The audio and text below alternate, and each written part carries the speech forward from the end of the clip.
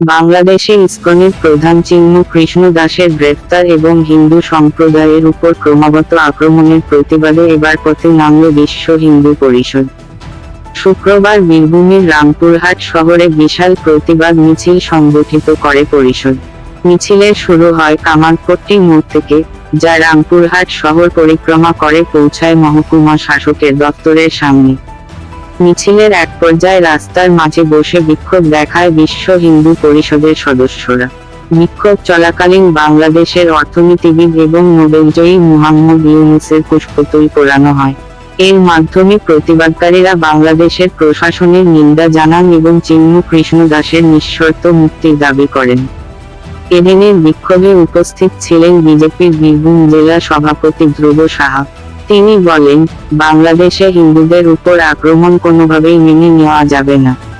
এর বিরুদ্ধে আওয়াজ তোলা আমাদের দায়িত্ব। বিশ্ব হিন্দু পরিষদের বক্তব্য, বাংলাদেশে হিন্দু সম্প্রদায়ের উপর ক্রমাগত অত্যাচার ও ধর্মীয় অধিকার লঙ্ঘনের বিষয়টি আন্তর্জাতিক স্তরে আলোচিত হওয়া প্রয়োজন।